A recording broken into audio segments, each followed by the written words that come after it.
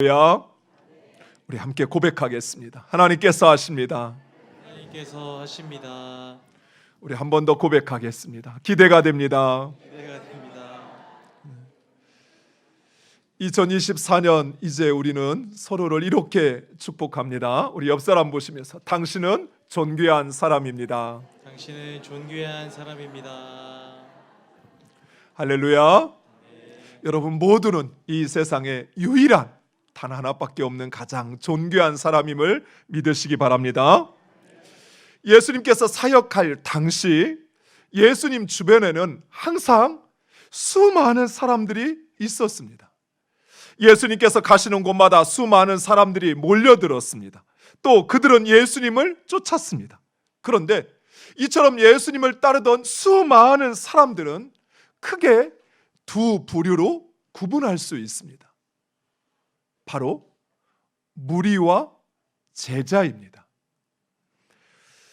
무리들도 제자들도 예수님을 따르고 쫓았습니다. 그리고 예수님께서 이적을 행하셨을 때 그들 모두는 환호했습니다. 예수님의 지혜로운 말씀에 그들 역시 감동을 받았습니다. 그러나 예수님 곁에 있다고 해서 모두 다 제자는 아니었습니다. 예수님을 열렬히 환호한다고 해서 모두 예수님의 제자는 아니었습니다. 예수님의 말씀을 듣고 이적을 경험하고 은사를 체험한다고 해서 그들 모두 다 제자는 아니었습니다. 예전에 아는 지인이 표를 주어서 잠실 올림픽 주 경기장에서 열리는 우리나라와 일본의 축구 경기를 관람한 적이 있습니다. 경기 결과는 정확히 기억하지 못하지만 우리 선수들이 공을 잡을 때마다 관중들은 너나 할 것 없이 다 같이 소리를 지르며 환호했습니다. 관중들은 단지 구경꾼일 뿐이었지만 그러나 그들은 마치 자신이 운동장에서 뛰는 선수들인 양 그처럼 흥분하고 좋아했습니다. 마침내 골이 났을 때 심지어 모르는 사람들과도 손을 잡고 그 자리에서 뛰며 좋아했습니다. 하지만 그 경기가 끝나자 관중들은 마치 아무 일 없었다는 듯이 제각각 자기의 집으로 가버리고 말았습니다. 무리는 이와 같습니다. 예수님께서 이적을 행하실 때 무리들은 환호하고 은혜로운 말씀에 감동을 받습니다. 그러나 무리는 그뿐입니다. 그것으로 끝입니다. 우리는 자신이 보고자 하는 것을 보고 원하는 것을 쫓아 행하다가 떠나갑니다. 자신이 원하는 즐거움을 주지 않으면 언제든 떠나갑니다. 이런 수많은 무리들이 예수님을 쫓았습니다. 예수님께서 기적을 행하시고 병을 고치고 먹을 것을 주자 무리들은 환호하며 예수님을 따랐습니다. 심지어 그들 가운데 어떤 이들은 예수님을 왕으로 세우자 외치는 자들도 있었습니다. 그러나 예수님께서 그들이 바라고 원하는 것을 행하지 않자 그들은 예수님을 버리고 말았습니다. 심지어 종교 지도자들의 선동에 그들은 예수님을 십자가에 못 박으라 소리치기까지 하였습니다. 바로 엊그제 예루살렘에 입성하시는 예수님을 보면서 다윗의 자손이여 어서 오소서 그리 환호했던 그들이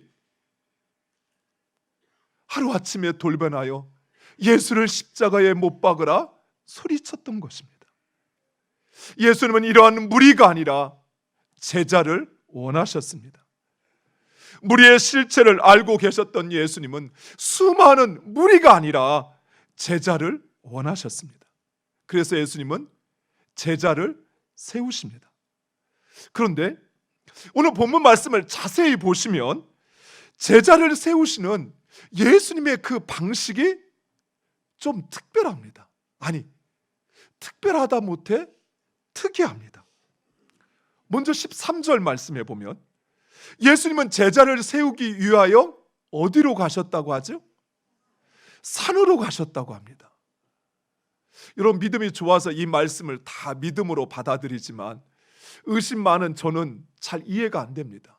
아니 사람을 세우려면, 사람을 뽑으려면 사람이 많은 곳, 곧 당시 많은 사람들이 모여있던 회당으로 가거나 아니면 젊은이들이 모여있는 학원가라 그런 곳을 찾아가야지 왜 산으로 가실까요? 아니, 산에 도인을 찾으려고 하는 것도 아닐 텐데 예수님은 왜 산으로 가셨을까요? 산에 누가 있습니까? 아무도 없는 산에 예수님은 왜 그 산을 찾아가셨을까요? 예수님께서 산에 오르셨다는 이 말씀에는 한 가지 빠져 있는 게 있습니다. 그것은 바로 기도입니다. 누가복음 6장 12절과 13절 말씀, 우리 화면을 보고 함께 읽겠습니다. 이때 예수께서 기도하시러 산으로 가사 밤이 새도록 하나님께 기도하시고 밝음에 그 제자들을 부르사 그 중에서 12를 택하여 사도라 칭하셨으니. 아멘. 그렇습니다. 예수님께서 산에 오르신 이유는 바로 기도하기 위해서입니다. 예수님은 제자들을 세우시기 위하여 기도하러 산에 가셨던 것입니다. 예수님은 이제 세움받을 바로 그 제자들을 위하여 기도하러 산에 가셨던 것입니다. 사랑하는 성도 여러분, 우리 역시 무슨 일을 행하기에 앞서 항상 먼저 기도해야 합니다. 기도보다 말과 행동이 앞서게 될 때, 기도보다 우리의 열심이나 헌신이 앞서게 될 때 우리는 반드시 영적 싸움에서 패배할 수밖에 없습니다. 물론 우리가 하는 일은 잘 될 수 있습니다. 남들이 인정하고 칭찬할 수 있습니다. 그러나 그 일을 행한 나에게 남는 것은 허무함 뿐이에요. 그 일을 잘 치루었지만, 성대하게 행하였지만, 그러나 진정 내 삶에 주어지는 그 어떤 만족도 평안도 없다는 사실이에요. 왜냐하면 기도하지 않고는 하나님의 그 뜻을 알 수도 행할 수도 없기 때문입니다. 그래서 예수님은 제자들을 세우기에 앞서 먼저 산에 오르시어 기도하셨던 것입니다. 사랑하는 성도 여러분, 여러분 무엇을 하든지 어떤 일을 하든지 기도보다 앞서지 마시기 바랍니다. 만약 지금 여러분이 무엇인가 하려고 한다면, 여러분이 특별히 주의 일을 하려고 한다면 더더욱 먼저 기도하시기 바랍니다. 하나님의 뜻을 깨닫기 전에는 결코 아무것도 하지 않겠다라고 하는 그 결심을 가지고 기도하시기 바랍니다. 그리하면 하나님께서 이루십니다. 예수님은 기도하신 후에 12제자를 세우십니다. 그 12제자의 면면은 이렇습니다. 오늘 보면 16절에서 19절 말씀, 우리 화면을 보고 함께 읽겠습니다. 이 12를 세우셨으니 시몬에게는 베드로라 이름을 더하셨고 또 세베대의 아들 야고보와 야고보의 형제 요한이니 이 둘에게는 보아너게 곧 우레의 아들이란 이름을 더하셨으며 또 안드레와 빌립과 바돌로메와 마테와 도마와 알페오의 아들 야고보와 및 다데오와 가나안인 시몬이며 또 가롯 유다니 이는 예수를 판 자더라. 아멘. 만약 성경을 잘 모르거나 또는 예수님을 그저 인류의 4대 성인 정도로 아는 사람은 예수님의 제자의 이 이름을 듣고 나면 그들은 아마도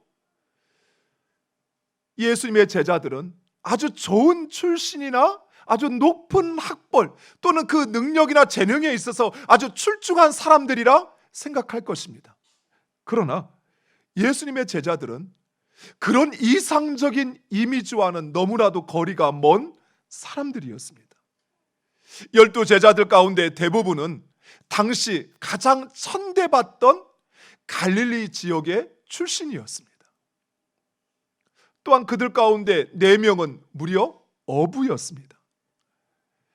제가 어린 시절 살던 곳은 바다와 인접한 평야지대였습니다. 예전에 박정희 대통령이 우리나라 최초로 간척 사업을 했던 지역이 바로 제가 살고 있던 지역이었습니다. 그래서 저희 마을에는 농사를 짓는 어부들과 농사를 짓는 농부들과 바닷일을 하는 어부들이 함께 모여 살고 있었습니다. 그런데 당시만 해도 어르신들은 이 어부들에 대해서 상당히 부정적인 편견을 가지고 있었습니다. 그래서 어부들을 일컬을 때마다 어부라 하지 않았어요. 뱃놈들, 이렇게 불렀습니다. 더욱이 고대 시대 사람들은 이 어부들을 단순하고 무식하고 가난한 사람들이라는 그런 편견 속에 있었습니다. 그런 어부가 12명 가운데 4명, 어떤 학자들은 예수님의 제자들 가운데 베드로와 같은 고향이었던 빌립과 도마 역시 어부였을 거라고 이야기합니다. 그러면 예수님의 12제자 가운데 6명, 50%가 단순하고 무식하고 가난한 어부들이었던 것입니다. 뿐만 아니었습니다. 마태라고 하는 제자는 당시 창녀와 같은 죄인 취급당하는 그런 매국노였습니다. 이처럼 제자들은 그 출신이나 학벌이나 또는 됨됨이에 있어서 결코 제자로 뽑힐 만한 그런 출중한 사람들이 아니었습니다. 무엇보다도 예수님의 제자 가운데는 장차 예수님을 팔아 넘길 가룟 유다도 섞여 있었습니다. 물론 예수님도 그 사실을 알고 있었습니다. 자, 그렇다면 예수님은 왜 이런 사람들을 제자로 뽑았을까요? 예수님은 왜 당대 내노라 하는 뛰어난 서기관들과 또 바리새인들과 같은 그런 좋은 출신과 높은 학벌의 사람들을 놔두고 이처럼 무식하고 가난하고 죄인 취급받는 그런 사람들을 제자로 선택하셨을까요? 예수님은 왜 밤새도록 그렇게 기도하시면서까지 이런 사람들을 제자로 선택하셨을까요? 심지어 13절 말씀에 보면 예수님은 이들을 원하셨다, 자기가 원하는 사람들을 불러 세웠다라고 말씀하고 있습니다. 왜 그랬을까요? 마가는 예수님께서 이들을 예수님의 제자로 삼으신 2가지 핵심적인 이유를 우리에게 말씀하고 있습니다. 3장 14절과 15절 말씀 우리 화면을 보고 함께 읽겠습니다. 이에 12를 세우셨으니 이는 자기와 함께 있게 하시고 또 보내사 전도도 하며 귀신을 내쫓는 권능도 가지게 하려 하심이러라. 아멘. 마가는 예수님께서 이들을 제자로 삼으신 그 2가지 이유를 이야기하는데 그 첫 번째, 예수님은 그들과 함께 있게 하시기 위해서 제자들을 부르셨다 말씀합니다. 비록 제자들은 예수님의 부름을 받았지만 그러나 그들은 우리가 살펴본 것처럼 예수님의 제자라 불림을 받기에는 한참이나 모자란 사람들이었습니다. 그래서 예수님은 그들로 하여금 예수님과 함께 있게 함으로써 예수님께서 행하시는 그 말씀과 이적을 보고 듣고 배우기를 원하셨던 것입니다. 실제로 예수님은 3년간의 그 공생의 기간 동안 메시아로서의 사역을 행하셨는데 이 사역은 또한 예수님의 그 제자들을 훈련시키는 데 목적이 있었습니다. 그래서 예수님은 병을 고칠 때에도 기적을 행하실 때에도 항상 제자들이 무엇을 보고 무엇을 깨달았는지를 물으시고 그들의 잘못된 생각을 고치시고 바른 길로 인도해 주셨던 것입니다. 사랑하는 성도 여러분, 이처럼 우리 역시 하나님의 말씀을 보고 듣고 배우고 훈련해야 합니다. 우리가 하나님의 자녀로서 온전해지기 위해서는 그저 우리의 마음만 내가 하나님의 자녀 되길 원하고 또 하나님과 같이 거룩하여지길 원한다고 하는 마음의 소원만으로는 결코 가능하지 않다는 것이, 하나님의 말씀을 들어야 합니다. 읽어야 합니다. 그리고 그것을 깨닫고 그리고 그 말씀을 지켜 행할 때 우리는 비로소 예수 그리스도의 제자로 하나님의 자녀로 온전해질 수 있는 것입니다. 여러분이 배우는 것을 멈추는 순간, 여러분이 하나님의 자녀로서 온전하여지고 거룩하여지는 것을 멈추는 순간 우리는 이제 제자와는 거리가 먼 사람이 될 수밖에 없어요. 아유 목사님, 내 나이가 몇인데 나한테 배우라고 이야기하세요. 맞아요. 학생처럼 배울 수는 없겠지요. 청년처럼 그렇게 훈련할 수는 없겠지요. 하지만 하나님께서 우리의 삶 가운데 주시는 말씀 붙잡고 그 말씀 가운데 살기 위해서 여러분이 몸부림친다면 여러분은 바로 예수 그리스도의 제자로 하나님의 자녀로 온전해짐을 믿으시기 바랍니다. 그리고 무엇보다도 우리가 그리스도인으로 살기 위해서는 예수 그리스도와 함께해야만 합니다. 예수 그리스도와 함께하지 않으면 우리는 아무것도 아니라는 사실입니다. 요한복음 15장 5절 말씀 우리 화면을 보고 함께 읽겠습니다. 나는 포도나무요 너희는 가지라. 그가 내 안에 내가 그 안에 거하면 사람이 열매를 많이 맺나니 나를 떠나서는 너희가 아무것도 할 수 없음이라. 아멘. 그렇습니다. 예수 그리스도는 포도나무입니다. 따라서 우리가 예수 그리스도와 함께 할 때 우리는 하나님이 우리에게 원하시는 열매를 맺을 수 있는 것입니다. 만약 예수를 떠난다면, 예수 그리스도와 함께 하지 않는다면 우리가 아무리 선한 일, 아무리 교회의 사역을 한다 할지라도 그것은 결코 하나님이 원하시는 열매가 아니라는 사실이에요. 비록 제자들은 당대 무시받고 천대받는 출신과 그런 가난한 사람들이었지만, 그러나 그들이 예수 그리스도와 함께하니까 귀신을 쫓아내고 병을 고치고 또 죽은 이를 살려내는 하나님의 그 놀라운 역사를 행할 수 있었던 것입니다. 사랑하는 성도 여러분, 그리스도인이라는 말은 그리스도에게 속한 사람이라는 의미를 가지고 있습니다. 예수 그리스도에게 속한 사람이란 예수 그리스도로부터 공급되어지는 그 생명과 은혜로 사는 사람을 가리킵니다. 따라서 예수님으로부터 공급되어지는 그 생명과 그 은혜를 누리기 위해서는 우리는 예수님과 함께 해야만 하는 것입니다. 사랑하는 성도 여러분, 예수님과 함께 하지 않고는 결코 예수님으로부터 주어지는 생명으로 그 은혜를 받지 못하니, 그러니 내 안에 예수가 사는 것이 아니라 내가 사는 것이,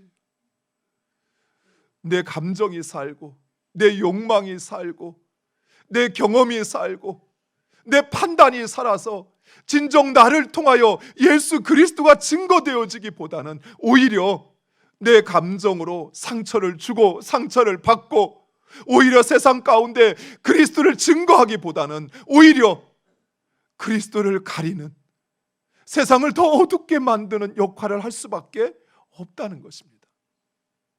또한 예수 그리스도와 함께 한다는 것, 그것은 곧 하나님의 뜻대로 행하는 것을 의미합니다.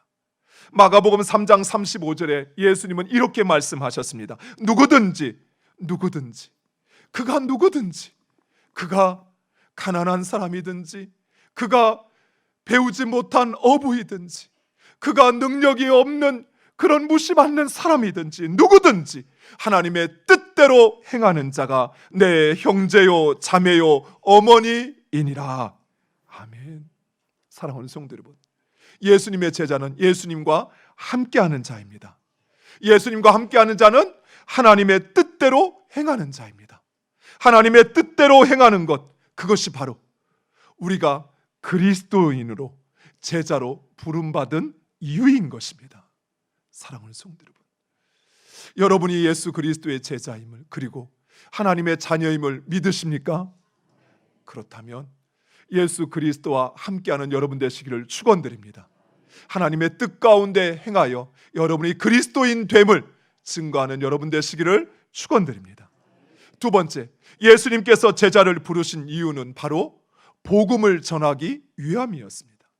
예수님께서 베드로와 안드레를 부르시면서 이렇게 말씀하십니다. 마가복음 1장 17절에 예수께서 이르시되 나를 따라오라, 나를 따라오라, 내가 너희로 사람을 낚는 어부가 되게 하리라 하시니.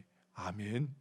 예수님은 또한 다른 제자를 부를 때도 항상 나를 따르라 라고 말씀하셨습니다. 나를 따르라. 예수님은 오직 자신이 하나님의 아들이시오 그리고 구원자이심을 증거하기 위하여 사셨습니다. 예수님께서 병을 고치시고 귀신을 쫓아내시고 기적을 행하시는 그 이유도 바로 자신이 구원이요 그리고 복음임을 증거하기 위함이었던 것입니다. 이처럼 복음이요 구원이신 예수 그리스도를 따르는 것, 그것은 곧 구원의 복음을 증거하는 것이요, 그것이 바로 제자로 부르신 궁극적인 목적이요 제자의 사명인 것입니다.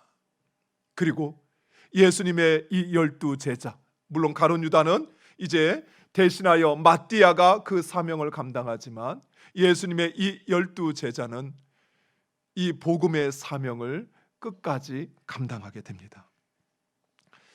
팬인가 제자인가 라는 책을 쓴 카일 아이들먼이라는 학자는 그 책에서 이렇게 이야기합니다.